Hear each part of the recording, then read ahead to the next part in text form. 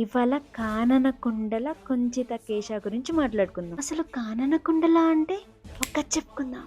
ఎప్పుడైతే నారదుడు కిష్కింధను వదిలేసి వెళ్తాడో అప్పుడు వాలి మనసు కుంగిపోవటం మొదలైద్ది. ఎందుకంటే నారదుడు ఒక విషయం చెప్తాడు, అది వాలిని చాలా భయపెట్టిద్ది. ఇది ఒక రకంగా శాపం లాంటిదే. భవిష్యత్తులో పుట్టే వారి వల్ల వాలి పేరు ప్రఖ్యాతులు ఎవ్వరికీ గుర్తుండదు అని అంటాడు. వెంటనే వాలి మనసు అల్లకల్లోలంగా మారిపోయింది. అప్పుడే అతని దురుద్దేశపు మెదడు పనిచేసింది.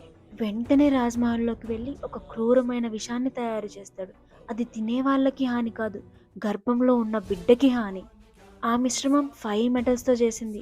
చూడటానికి చాలా అందంగా కలర్ఫుల్గా సూప్లా ఉంది, కానీ చాలా ప్రమాదకరం. వాలి ఆ మిశ్రమాన్ని అతను నమ్మే ఒక దాసికి ఇస్తాడు. ఈ మిశ్రమం తాగితే బిడ్డ ఆరోగ్యంగా ఉంటుంది అని చెప్పి అంజనాదేవితో తాగించమని చెప్తాడు.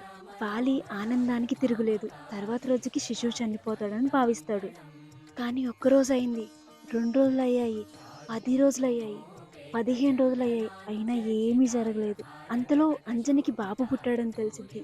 వాలి షాక్ అయ్యి వెంటనే వాళ్ళ ఇంటికి పరిగెత్తుకుంటూ వెళ్ళిపోతాడు. ఆ పుట్టిన బిడ్డను చూసి అతని నోరు తెరుచుకుపోయింది. శిశువు పుట్టినప్పుడు 2 మాయా కుండరాలతో పుడతాడు. అవి ఏవో కావు, వాలి ఇచ్చిన విషయమే ఆ కుండరాలుగా మారిపోయింది.